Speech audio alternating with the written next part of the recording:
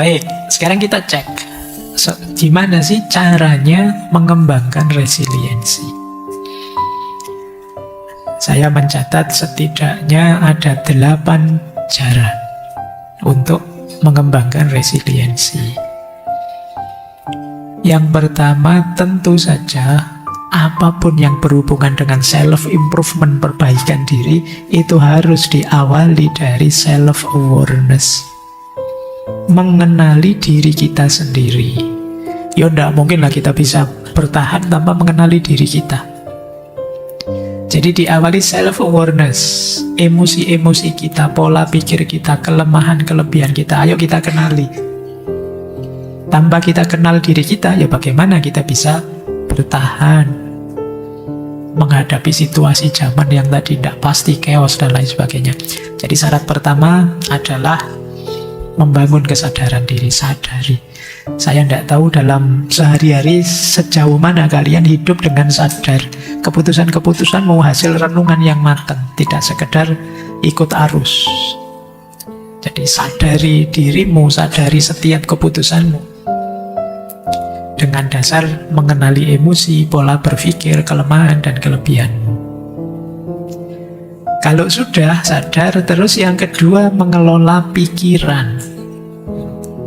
Ini uraian panjangnya boleh kembali ke sesi mindset dulu.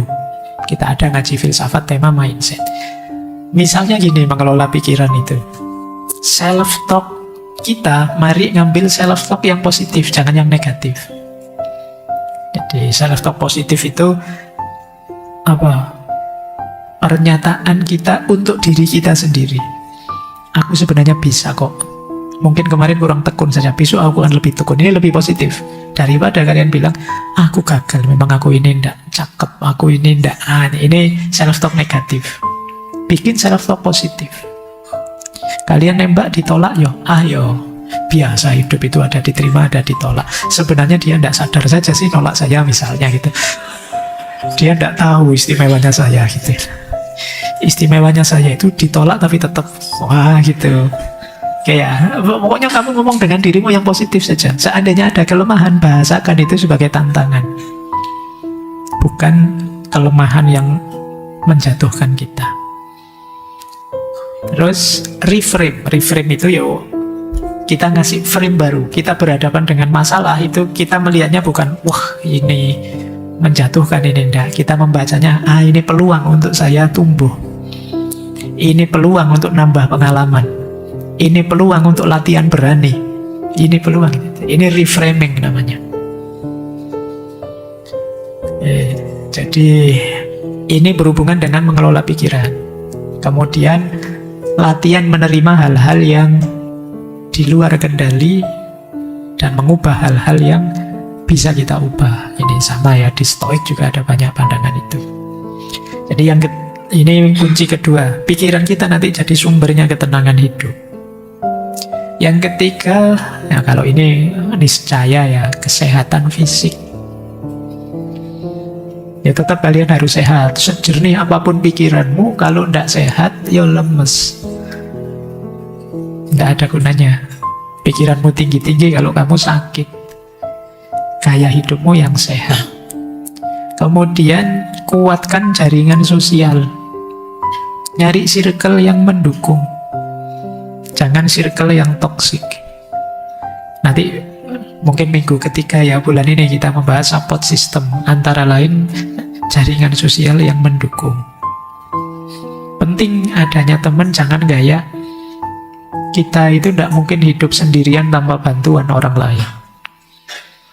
Akan selalu ada kepentinganmu dengan orang lain. Bahkan misalnya kajian kayak gini tuh, kamu Pak, saya datang sendirian kok Pak, duduk sendirian, tidak butuh lain. Bayangkan kalau lingkunganmu tidak support, misalnya beberapa ada yang seneng sandal-sandal yang bagus terus sandalmu hilang, itu kan tidak bisa, kamu tidak ada hubungan dengan yang akan selalu ada hubunganmu dengan orang lain. Seintrovert apapun dirimu, emangnya kamu tidak pakai baju? Bajumu itu apa ya? Kamu nanam kapas sendiri, kamu memintal sendiri, bikin kain sendiri kan? Ya tidak. Kemudian ngaji saat ini, kamu butuh takmir yang nyiapin kopi, yang nyiapin tempatnya, tidak bisa kita sendirian. Support system penting. Maka membangun resiliensi juga perlu jaringan sosial yang mendukung. Kemudian tentu saja spiritualitas bisa menguatkan resiliensi. Sabar, tawakal itu menguatkan sudah. Kemudian belajar dari kegagalan. Setiap kali gagal, coba kalian tanya, aku bisa belajar apa dari sini? Apa yang harus saya tingkatkan biar tidak gagal lagi? Jadi kamu malah upgrade setelah gagal. Setiap kali jatuh, jadi modalmu untuk lebih kuat, lebih kokoh. Membangun resiliensi juga, kalian harus berlatih untuk fleksibel dan adaptif. Zaman berubah-ubah, situasi naik turun di luar kontrolmu. Mungkin kamu tidak bisa mengubah situasi, tapi kalian bisa mengontrol, mengendalikan dirimu. Mungkin caramu beraktivitas, caramu bekerja, dan lain sebagainya sesuaikan dengan kondisi. Jadi orang yang fleksibel, tidak kaku. Nah, kalau kalian tidak kaku, itu lebih mudah menyikapi perubahan-perubahan situasi. Kemudian mendukung resiliensi juga adalah punyalah harapan tapi yang realistis. Ya, punyalah cita-cita tidak masalah, tapi juga jangan berlebihan. Jadi gantungkan cita-citamu setinggi mungkin. Gantungkan cita-citamu setinggi-tingginya, tapi yang mungkin. Yang tidak mungkin jangan ditarget. Kenapa? Sumbernya stresmu, sumbernya depresimu, mimpimu terlalu besar. Nah, ini menguatkan resiliensi.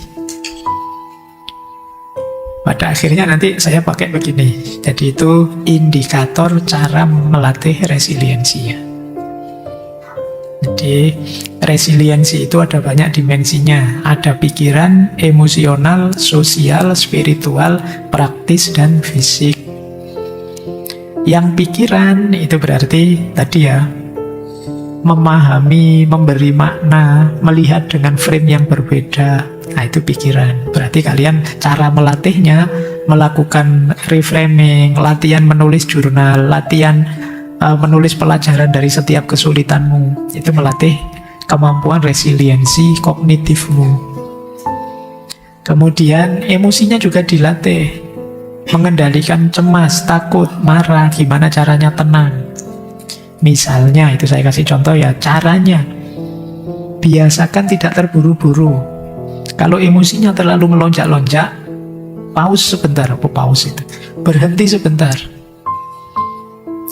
Terlalu senang, atau terlalu sedih, atau terlalu marah, atau terlalu kecewa, itu kan sedalam itu yang kamu rasakan. Coba jangan memutuskan apa-apa dulu, berhenti dulu sebentar. Kalau mengikuti hadis itu kan, kalau kamu marah sedang berdiri, duduklah. Sedang duduk, berbaringlah. Itu maksudnya berhenti dulu. Jangan melakukan apa-apa, jangan memutuskan apa-apa. Ini dalam rangka mengendalikan emosi. Kemudian secara sosial, tadi ya nyari jaringan, nyari teman. Bangun relasi yang tulus, tidak sekedar formalitas. Cari komunitas yang memungkinkan kalian belajar empatik. Bukan komunitas yang hanya nyari seneng-seneng saja, kemampuan sosial skillmu tidak meningkat. Secara spiritual juga begitu ya. Secara spiritual, perbanyak ibadah, zikir, kemudian banyak baca-baca buku filsafat misalnya, itu kan meningkatkan spiritualitasmu. Paling tidak kan kamu tidak mikir macam-macam, yang dipikir maca buku tidak paham-paham, itu kalau tidak jadi marah, tidak jadi kecewa, paling sumpek baca buku filsafat, Pak, tidak paham-paham saya, Pak, itu paling tidak teralihkan sebentar. Nah, ini spiritual ya kan. Resiliensimu akan lebih kuat kalau kamu sadar tujuan.